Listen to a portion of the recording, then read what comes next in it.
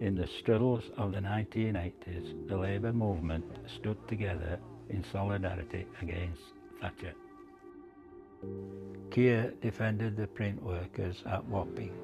He was in the crowd that night when police on horseback charged into the peaceful picket. He was there for the dockers in Dover in the P&O dispute, helping the families of strikers who had their benefits cut off by the Tory government. He gave free legal advice to the poll tax protesters in Trafalgar Square. And in 1992, he stood up for my union, the National Union of Mine Workers. When the Tories closed the mines, we took them to court for failing to provide a just transition for workers. Keir stood in solidarity with workers and trade unions. Keir stood up for the protesters who were trying to stop the widening of the M3 and the destruction of the downland, when the full force of the state was against them. When Shell tried to sink the Brent Spar oil platform into the North Sea, Keir challenged this with Greenpeace to prevent an environmental catastrophe. For 10 years, he defended Helen Steele and David Morris when they were sued for libel by McDonald's. They fought all the way and won. And Keir defended me and many others to bring public scrutiny and awareness to the presence of the United States visiting forces so that we can live in a more peaceful and less secretive society. Keir never asked for anything in return, never sought to take the credit or make a name for himself.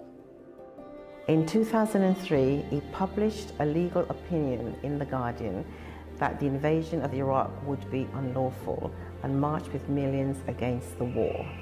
Keir took the last Labour government to court over its decision to deny welfare benefits to asylum seekers. I don't think anyone really expected someone who dedicated his career to defending workers, trade unions and activists to become Director of Public Prosecutions.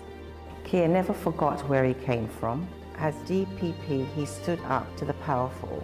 He had the courage to prosecute MPs for cheating on their expenses and to take on the Murdoch press for phone hacking. He prioritised changing prosecution guidelines on violence against women and girls, and he was instrumental in getting justice for Stephen. I was delighted when I saw Keir become a Labour MP in 2015 and so proud of the way he battled alongside Jeremy Corbyn against Tory Brexit and the Tories' plans to sell off the NHS. I've spent my life fighting for justice, standing up for the powerless and against the powerful. I still believe another future is possible where we can open up power and opportunity to all of our communities.